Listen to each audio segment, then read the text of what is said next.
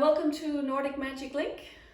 Today I have my friend Liv with me, and she's a motivational teacher and the hostess of the podcast Livness, and also on Instagram. You do a lot of inspirational stuff there, and we're going to be talking about spirituality today.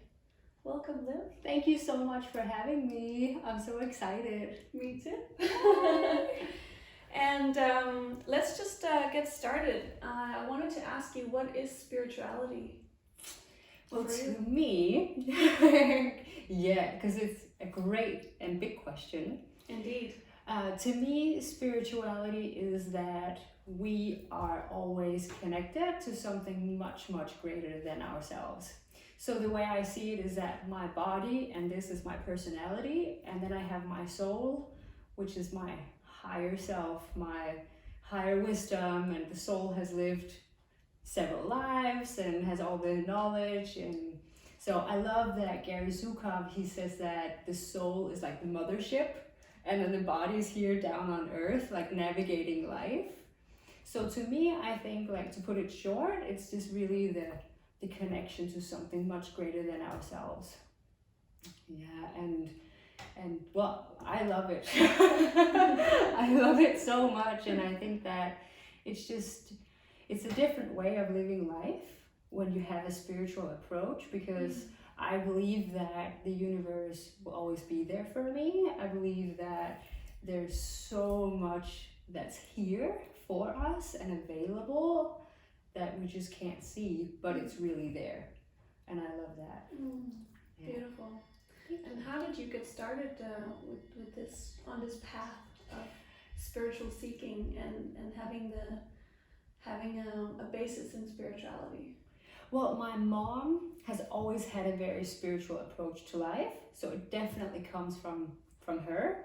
So I was born and I grew up in Denmark, which is mainly Christian, Nordic, but she always had a very Buddhist approach to life. So always very much like your thoughts create your life, and being in the present moment, karma, all these different things. And in our household, when I was growing up, it was very unique because spirituality was very open. Like, we talked about it, and she saw things like beings, and she would share that. So for me, it's been very unique because growing up, it was such a big part of life. And then I think I was about 16 when she then started being interested in the law of attraction.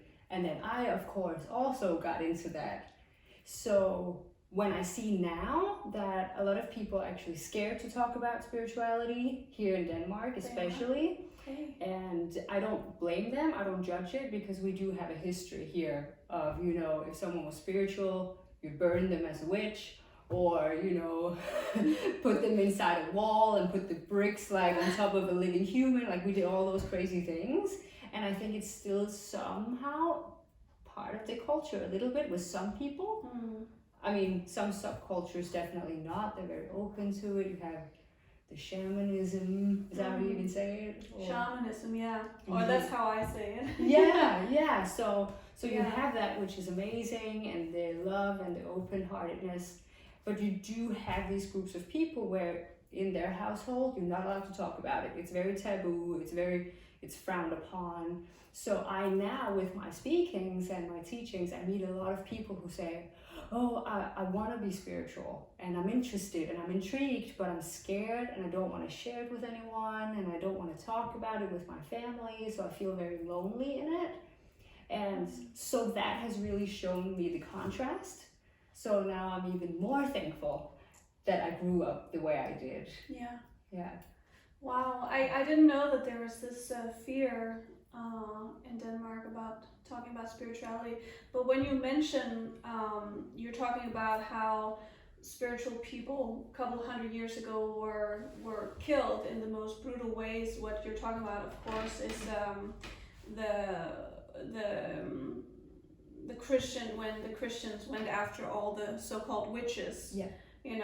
The people who were still using the old traditions, using herbs and living close to nature, looking for signs in nature. Those traditions were still alive. but most of those people were actually killed. And what does that mean for our society today? That also means that the people, they were then extinct. Yeah. So they probably, most of them they didn't have children, or they didn't survive. That line didn't survive. So the Danes today are the descendants of the people who were good Christians and gave up their old traditions. Yeah. And I never even thought about that. That's a very good point. Yeah, I think it's like when you mentioned, because I really do not have anything against Christianity or any type of religion. And it's actually what I love so much about spirituality, is that it's not a religion, to me it's a way of life. Yeah. But it was certain Christians who used it as fear to dominate and control. Yeah. And very, very fear-based living. Yeah. And yeah, I've been very shocked actually, because being in California for many years, being very open about it, coming from a household, like I mentioned, where it's just very normal to talk about, when I meet these people, all these women, I mean, I'm blown away of people who are really scared to touch upon that topic. So now I'm thrilled that social media and podcasts and YouTube channels and all these different things, it's easier now to access information and learn about it. And yeah, so, but I mean, I could not imagine living life without a spiritual approach. No, me neither. And I think we grew up in a similar way, because I also grew up, with a kind of a new age mom.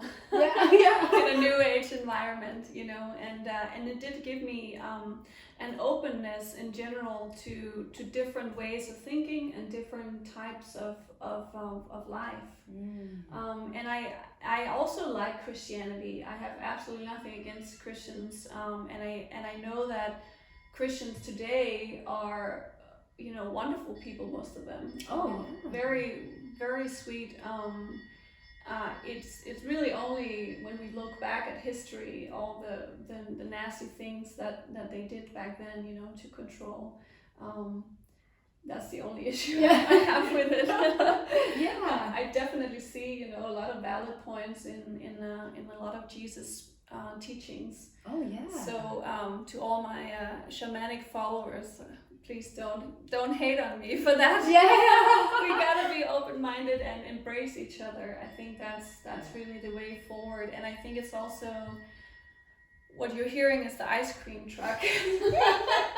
We're in Denmark. Yeah, it's very old-fashioned. This is the ice cream truck. I kind of lost my train of thought.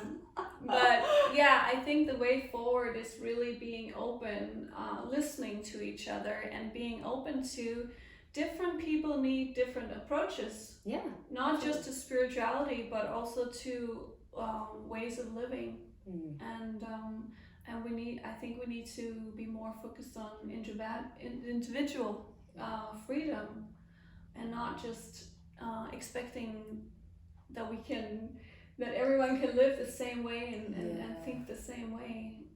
I don't like this box mentality that we see so much of in the West. Oh, I absolutely agree. And I think that's why nowadays that a lot of young people growing up are distancing themselves from religion, because religion is often associated with control or fear-based mentality. You have to do this, you have to live this way, otherwise you burn in hell. Very, very fear-driven. Yeah, we don't like now I feel like I love that there's a more spiritual approach for many people, because now it's becoming more common knowledge, it's more normal. And I mean, yes, I know I mentioned that some people are still very scared to touch on it, but thankfully many other people like you, which I love, are open to talk about it and share, and I think that's the way forward. Because also, like you said, it's very individual. Some people, they love asking their angels for help. Some people love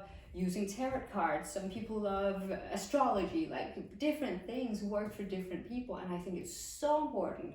I think your point is so spot on, that you have to find what works for you, what makes you happy, what makes you excited, what makes you live your fullest life.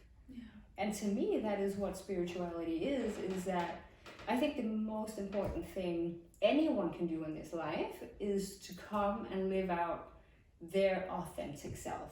Because I believe we're all born with a soul mission or soul purpose in life. And if we always have to fit into some box, obviously you can't be authentic because you just put inside a box. So what is spirituality to you? Well, yeah, to me, I definitely I see myself in what you said. Just having a focus on the other realm, so to speak, and that can be literally like how we see it in shamanic teachings, where the other realm is another world that's not physical, where spirits are, where our ancestors are, and also the world of ideas. So if you look back at the old teachings of Plato, that could also be a part of it. And just in general, having something that works for you to go within in meditation or philosophy. Try to think, different thoughts, new thoughts. And not be so affected by the mainstream culture and the propaganda. And for me, it's what works for me is a shamanic session, a journey session, or singing, which is what we used to do in Scandinavia in the pre-Christian tradition, where we would the vulvas, they would sing themselves into trance. See, I'm not so familiar with that actually. No, most people aren't. Yeah, and that's why I find it so fascinating, and why I wanted to share the message of, because most people who are into New Age or shamanic traditions, they're very focused on either the East or the Native Americans traditions. But many of them are originally from Europe, Northern Europe, at least when we look at Americans, many of them are from Ireland, maybe from Norway. And so I think it's so valuable to us to know that we also had these traditions. We had our own shamanic traditions, and they were just forgotten because we were forced into Christianity. They had to go underground, and they were almost lost to us. Most of what we know now of the Scandinavian pre-Christian spiritual traditions is we know from the sagas in Iceland, where we see the vulva. There's a ritual that she does, and so we know what kind of ritual she would do. And so we know that the vulva would travel with her staff, her magical staff. We don't know if she used it if she would use it in magic, but we think that she did. So that could be maybe if you're singing yourself into trance and you're traveling other realms, maybe you have your staff to keep you grounded, rooted in this, so you don't lose your way when you go into the spiritual realms. And they would also use drumming and like in other shamanic cultures, and they would use dancing. And so all of these methods, drumming, singing, dancing, all this repetitive movement or singing or drumming, it puts the mind into theta wave state. And that is where a very, very deep meditation can take place. Meditation or trance.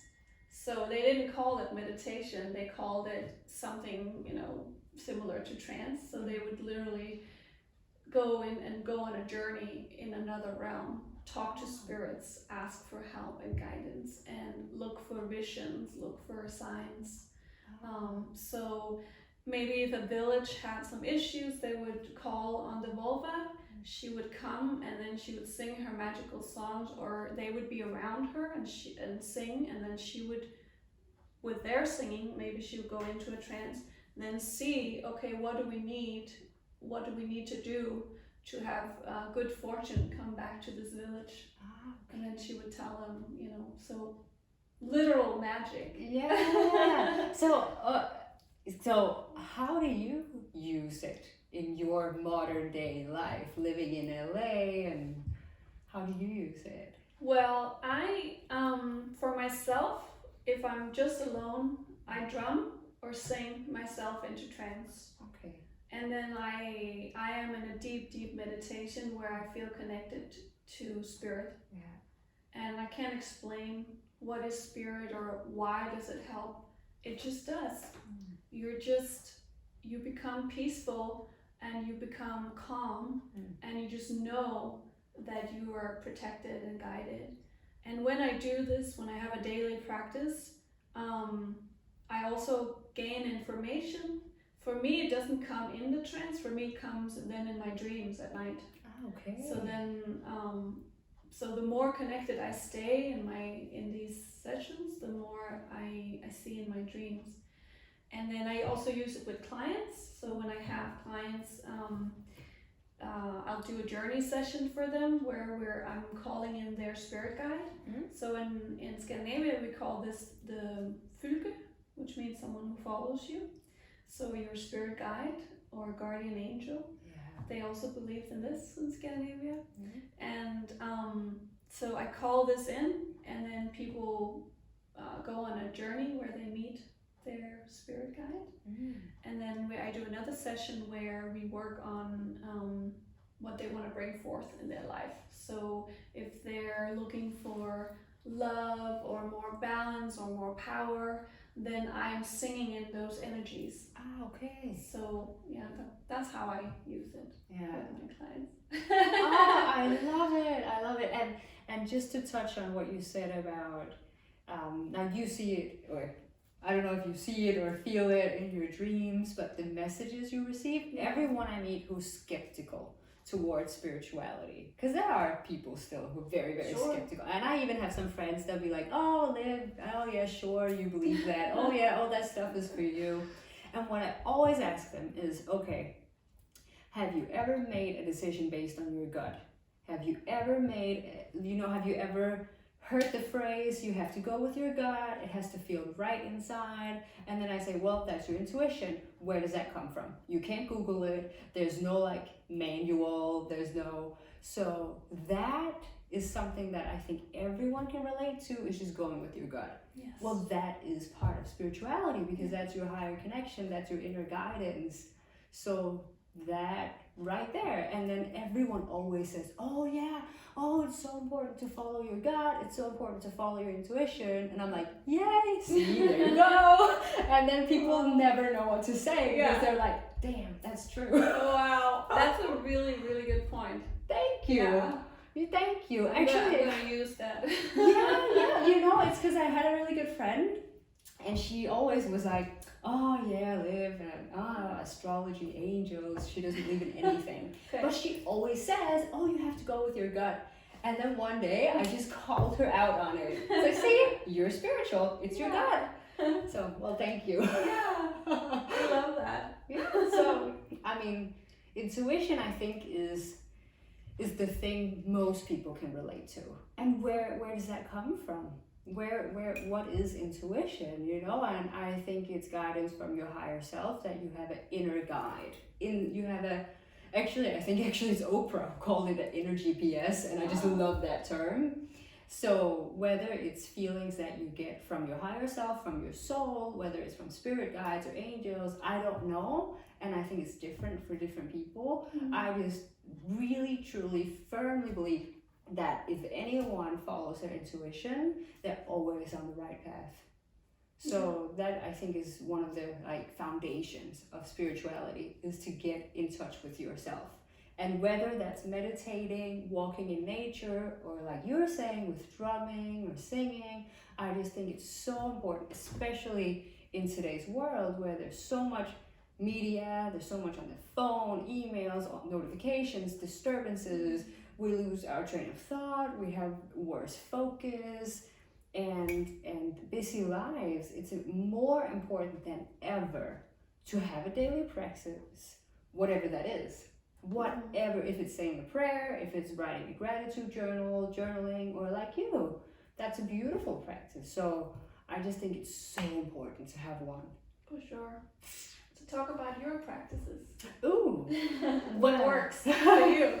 Well, I'll say first of all, I think it's so important to have one. I can feel if I am doing it or not. I feel it. Yeah. If I've been traveling a lot or if I've been working too much and I kind of neglect meditating, or then I feel a difference in, in my energy levels, in my mental state, my attitude. So for me, it's extremely important. And I do a lot of things, but I don't do them for very long. So what I do is that every single morning I wake up, I just lay there and I tune into my energy. Call it meditating, call it going within, whatever you want to label it as. I try to just stay with my energy. I don't look at my phone. I don't look at anything. I just stay within me.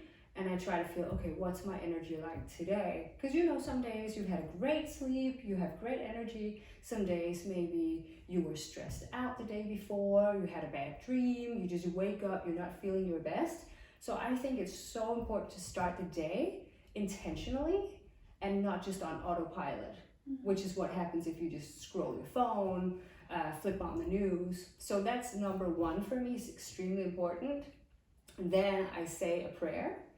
And that could be a gratitude prayer, or if I'm feeling exhausted, drained, worried, then I ask the universe to help me.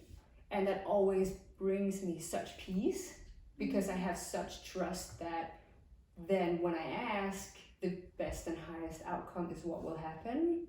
So I say a prayer. It can be very short, very short. It could be like, thank you, universe, for helping me find a solution, or thank you, universe, for my amazing energy, my healthy body. And even if I don't feel healthy, energetic, it just helps me. So prayer, and then I do yoga, which for me is also spiritual practice. For some it's a workout, like if you do like power yoga, or I don't like the ones where it's like techno music and you use weights and rubber bands and all this. I did one class and I'm like, this is not for me, it's too fast. But that helps me also stay connected with my body. So that's my morning practices. Does the breath also work with yoga? Does it make a difference? I think it makes a huge difference. Actually, breathwork, breathwork classes, I don't do it regularly, but oh wow. I want to say to anyone listening that if you've never tried breathwork, do it. Do it, because so much comes up that you're not necessarily aware of. Yeah. Have you done breathwork? I tried the Wim Hof method at home. Yeah. And I just did it like a few times. I feel like it did do something. But I think it's hard to keep doing it to motivate yourself for some reason. I don't know. Yeah. Well, it almost seems like exercise. Oh yeah. The first time I did it, my back was hurting the next day because my rib cage had been so expanded, which it's not used to. Yeah. So the muscles in my back actually felt it. But I'll have to admit, I've never done it at home or by myself. Okay. I've always done it as like a session or where it's guided, because otherwise I don't trust that I will relax enough to actually do it. Okay. But anyway, those were my morning practices. Then throughout the day, I love to say a prayer. And some people think it's crazy. It's like, you pray? What? You pray? But let's say, not every day, but let's say you're stressed out at work. Maybe you had a confrontation with a colleague. Maybe you're getting called into a meeting with your boss, or you have issues at home, whatever it is. I always ask the universe to help with this situation. Because I really do believe that all human beings, we have free will. So it's up to you whether you want to let it in or not. Because you can choose to just disconnect from it. And then I don't believe it helps you as much. I believe it's still there. It's always accessible. But when you really invite it in, then it flows. Then it comes. And then it helps. And then at night, I always write in a gratitude journal. So that's really just to get my frame of mind right, to make sure that I consciously decide what my focus is, not necessarily just in a spiritual way, but how I wire my thoughts. Because the neurological pathways in the brain are very much formed by habit. Yeah. So if you're always looking for what's wrong in life, that is really what you see. But if you're really training your brain to see the positives and the goods, not only is your brain trained to look for that, but you also attract it, and gratitude is just a really high vibration to be on. Yeah. So those are some of my practices. Oh, wow. Yes, I love That's it. impressive. Thank you. But I guess writing a gratitude journal, it can take me 2 minutes. Yeah, like it sounds like a lot, but it's not really. Not at all, and saying a prayer, you can do it in 30 seconds. Yeah. You could do it sitting on the subway or in a meeting, or you just kind of tune inside. And even just like intuition, like throughout the day, if you have to make decisions, just take a few deep breaths and just feel in your body, does this feel right to me? Yeah. Okay, this feels good, yes, then I'll go with this decision. Oh no, it doesn't feel right, then just to take that pause can make a huge difference. So yeah, it does sound like a lot, but it's just, I think it's not a lot of time actually. Yeah. No, yeah, you're right. And I do agree with, we gotta stay positive. I think it's important to not, put your head in the sand. You gotta know what's going on, but I think it's still important to not be overwhelmed by it. Yeah. So like be aware, but then choose to say, okay, I see all this bad shit is happening. Yes. but I'm gonna focus on giving energy to the counterpart. Yes, exactly. to good stuff. I had a follower recently who sent me a private message, and she asked me, she said, Liv, I feel horrible that I have a good job and that I'm making money because there's poverty in the world. There are kids that are starving, that are homeless. Look at the kids in Africa. And she sent me this whole paragraph of why she feels like shit because she has a good life. Oh no. And then I just tried to explain to her, well, the better your life is, because I agree with you. Yes, stay in touch with the real world. Of course, know what's going on in the world. Yeah. But I just tried to explain to her that the better you are, the better of a positive vibration you send out into the world, the more love you can share with people, and the more money you make, the more good you can do with that money. So I don't think it's selfish to choose yourself, to have a good career, to be happy. I think that's a great investment, and I think it's actually what the world really needs. Because there are a lot of pessimists, there are a lot of people who complain, and it's not what we need. We need people who want to be proactive and do something about what's going on. Yeah. Like you also starting this podcast, that's also taking positive action because you want to share something with the world. Ditto. Thank you. Thank you so much. Anyway, that was my little rant. No, but let's talk about your work, because you have a wonderful podcast that is super inspiring. Called Livness. Yes. I listen to all the episodes and I love it. Thank you. And so you do that, and then you also do retreats. Yes. So talk a little bit about the things that you're doing. I should maybe mention that most of what I do is in Danish. So true. Yes. For now, yes. I also and because I lived in the US for so many years, I'll never stop doing things in English. Yeah. And it'll only be more and more because I love that. Yeah, we know each other from LA. Yeah. Even though we're from Denmark. Yeah, but we met in LA. Yeah. So one thing's the podcast. That's to be honest, more branding wise. I don't monetize it. It's as branding, it's as connection to other people, and it's taught me a lot to meet all these spiritual thought leaders and speakers and all these amazing people. But the podcast is one side, and it's extremely inspiring, I think, because of the people who are on it. And your good questions. Thank you for that. And then I do one-day retreats.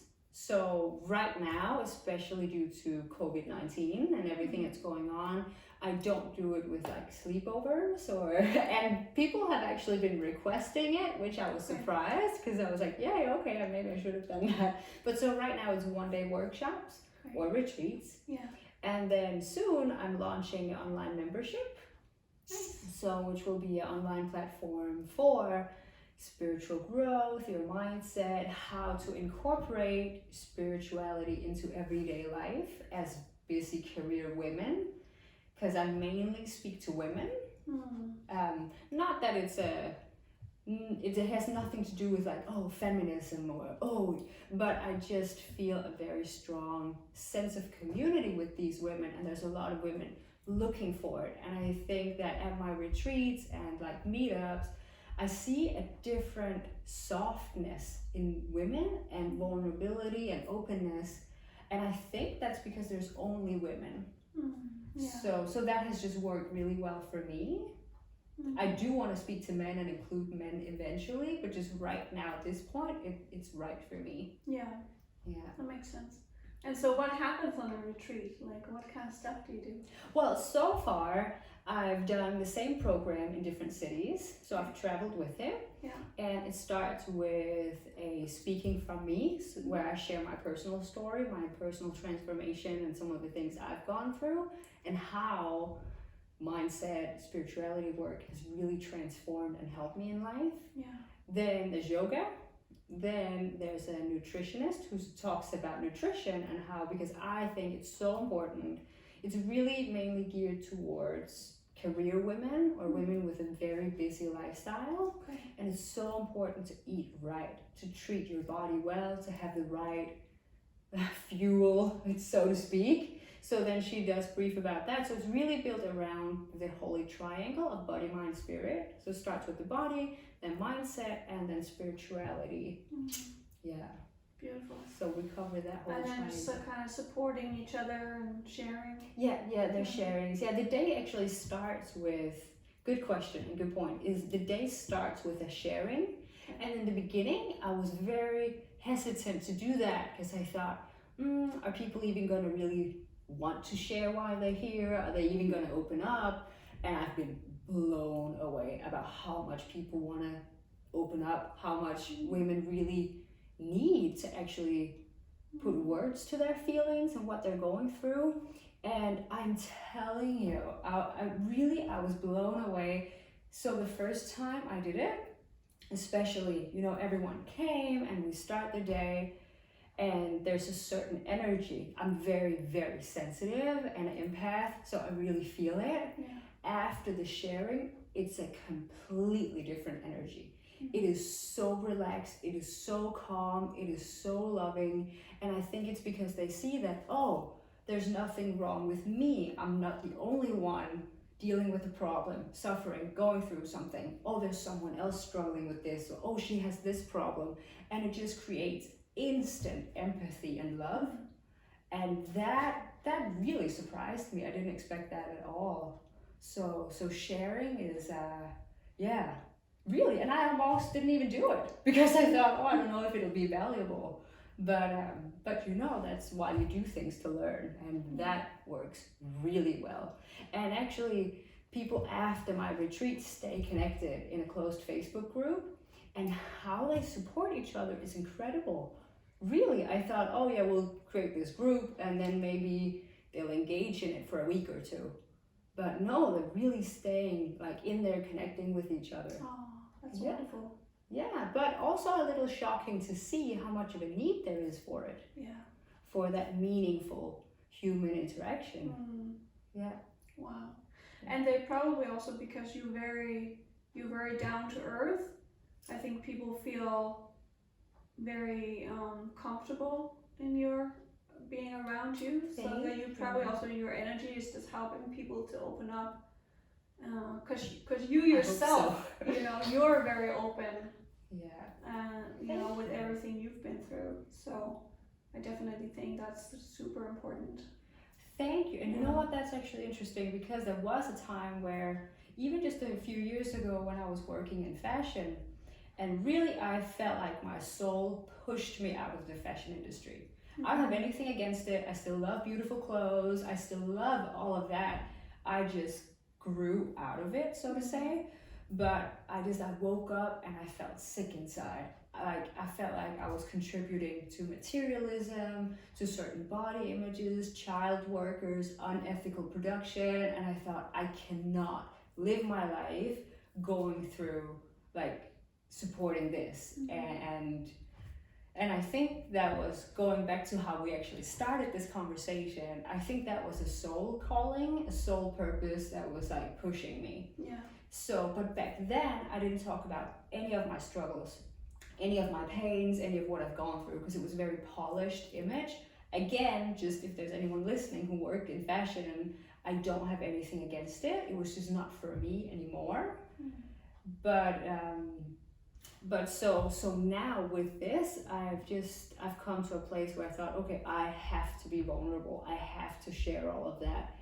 And I was scared. And I thought, okay, nobody's gonna follow me on Instagram. People are gonna unfollow me. They're gonna think, oh, she's crazy. She struggled with anxiety. She went through depression. Like, what is this about? But on the contrary, people are just so loving. And so many people text me and say, thank you for sharing. It's good to know I'm not alone. And that blew my mind. Wow. And so, to be honest, I had no idea what I was doing. It really felt like this is what I need to do, and then I went with that. So. Wow, that's a really interesting point. I think I had something similar happen to me, because for many years, when I was 13 years old, that's when I decided I wanted to be a singer, and it wasn't just I want to be a singer. I wanted to be a star. Pop star.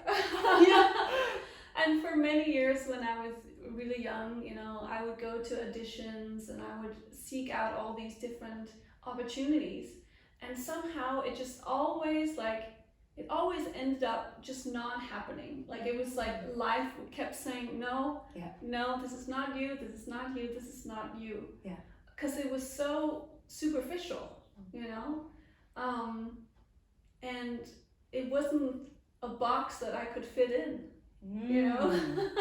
Well said. Yeah, and so it was really interesting when I first started this shamanic work. It's one of the things that came to me in a shamanic session was that I need to sing and use singing as a magical tool. Wow, what a difference! And not just to entertain people. Yeah, and so because I'd been just singing to entertain and singing what I thought people wanted to hear, and so now it was like the shaman was saying, what you're always singing what you're asked to sing. When are you gonna sing what wants to be sung? Ooh, that just gave me goosebumps. Yeah, and I really took that to heart. Yeah. And so that's why I started doing this work, and why I'm actually working on I'm writing like a type of meditation music now, manifestation song. I can't wait for that to come out. You can hear a little bit after we finish the interview. Yeah. But the listeners will have to wait until it's released.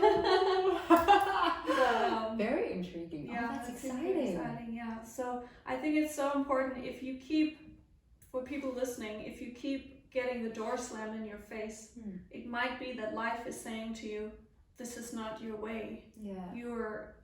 There's something that is perfect for you, and you haven't found it yet. Yeah. And when you find it, it feels so right that you don't have any doubts. Exactly. Yeah. I think. Well, I just turned 30, and I started this work. Oh, thank you. and for me, I know that what I'm doing now has been inside of me for almost 10 years. The idea of it. Just not really thinking it could be a business, not really thinking that I could actually do it. And then now at 30, it's my business, it's what I'm doing. But that took me almost half a lifetime to surrender to it. But I love what you just said, and it's kind of, there's a quote, how does it go? I love it. It's like every failure is actually redirection, or it's every slammed door in your face is just the universe redirecting you. Yeah. So exactly. Yeah, I think so. And I think when you're in your 20s, it takes some time to find your way, because when you're very young, you're very affected by what other people think and what you're being told by the system, by society. So you keep trying to fit into these boxes that are laid out for you. You're like, okay, I'll try to fit into this box, or I'll try this box. But life is not like that. We're not meant for boxes. There is the in between. There are no boxes on the other side. Absolutely. So I think that's why it probably it takes us some time to jump out. I heard a Q&A not too long ago where it was a spiritual teacher answering questions, and this woman asks, young woman, I'm assuming, I forgot her age, she was somewhere in her 20s, and she said, my parents will only accept if I become a dentist or a lawyer, but I really want to be a teacher. She wanted to be like a third grade teacher. She loved kids, and she felt like that was her calling in life, that she really had something to give to children. And then this spiritual teacher answering the question is just like, it is your life and that is your call. You better just follow that call. And I love it, but I actually think there are so many people stuck in that space of this is what my friends are doing.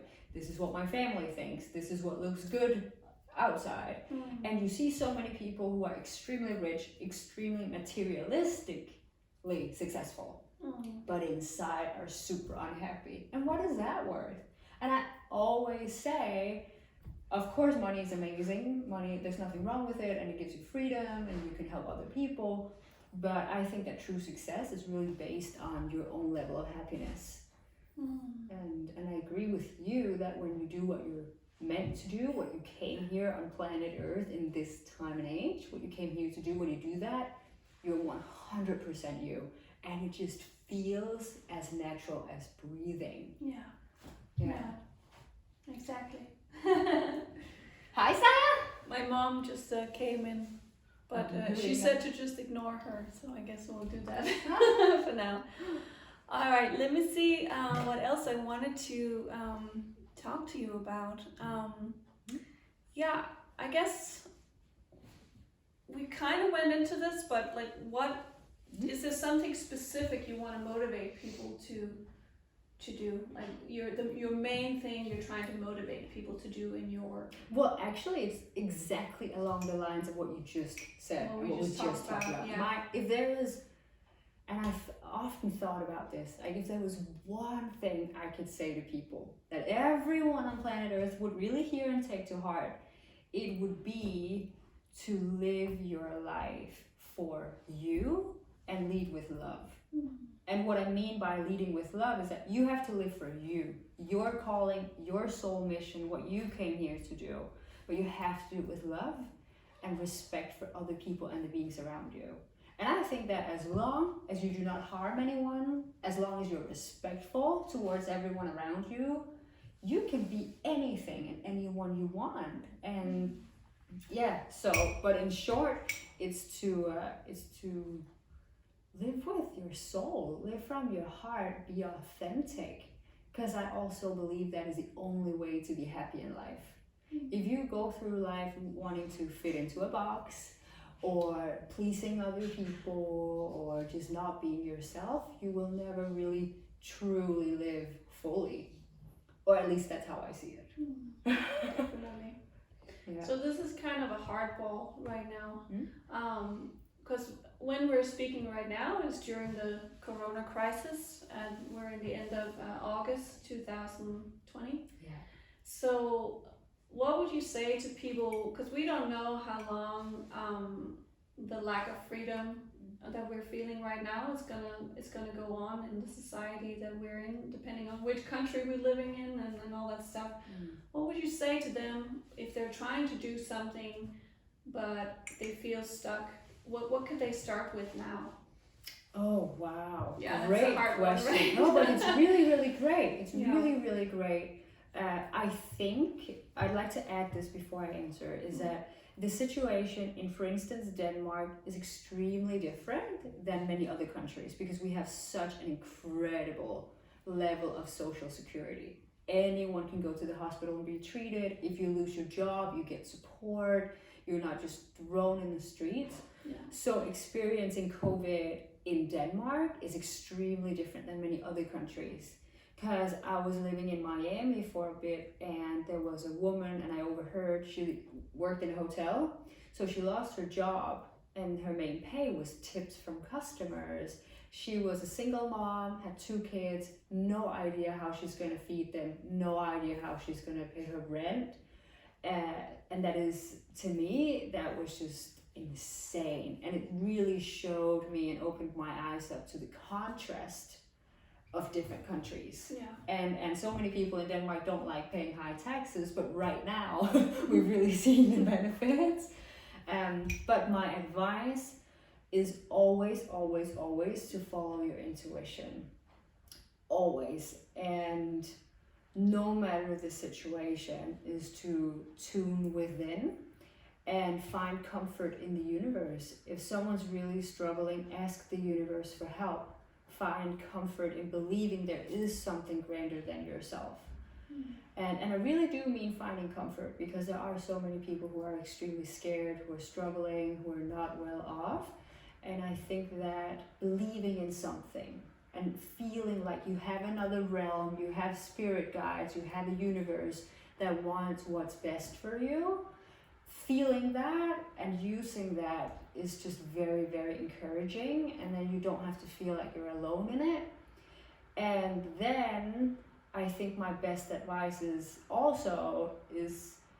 that if you have a dream you want to live out, some big grand dream, that's amazing. Stay with that, focus on it. But sometimes in life we just have to do what we have to do to put food on the table.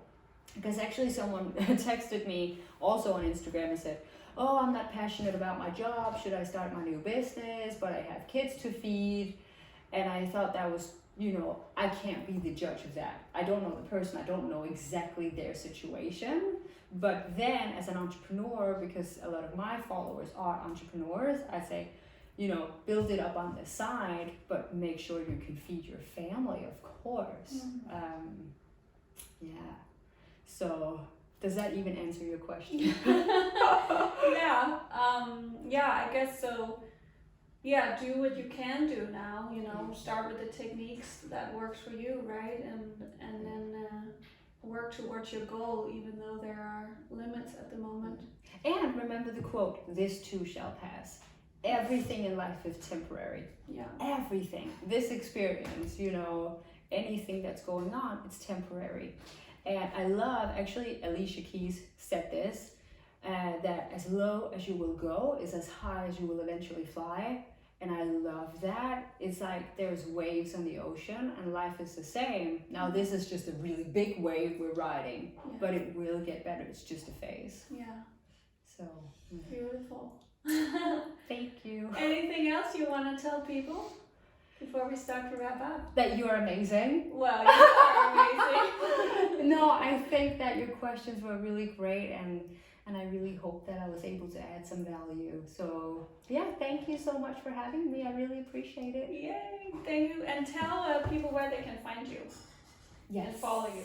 Well, the Instagram is livness.dk, and that's in Danish. My personal one is livjo, Livjoh. That's like my personal one. That's in English. Yeah, so maybe that's better since this podcast is in English. Yeah, and if you're speaking Danish or Norwegian or Swedish, you can find Livness on all podcast platforms, right? Yeah, iTunes and Spotify. Podimo is actually a Danish podcast platform. Do you have a website yet? Or? It's livness.dk. Okay. Yeah. And you have a YouTube as well? It's coming. Okay. It's coming, yeah. Okay. Yeah. So, and it'll be Livness as well. Everything is Livness. I love that name. That's just... Oh, really? You do? Name. Yeah. Thank you. Thank you. Actually, the other day someone said to me, oh, it's like life and wellness in one word, and I've never thought of it that way. Thank you. And it's just perfect all the way around because it's also your name. Yeah, it is. And I didn't even come up with it. So actually, there was this woman, and actually it was New York Fashion Week, a lot of materialism, a lot of people being superficial, and we end up talking about spirituality, and she said, you're so livness. I thought, what does that even mean? And it just stuck with me. So that's how it came about. Yeah, It was like a gift from the universe. Yeah. To you. Yeah. She was an angel bringing the message. Thank you so much for having Thank me. you so much, Liv. Yeah. I love you, appreciate you. You as well. And we'll have to have you come back on the podcast later on. Yes. Where you could talk about more of your work when you're further along, and maybe with some English content as well. Yes, absolutely. Yay. Thank you. Thank you.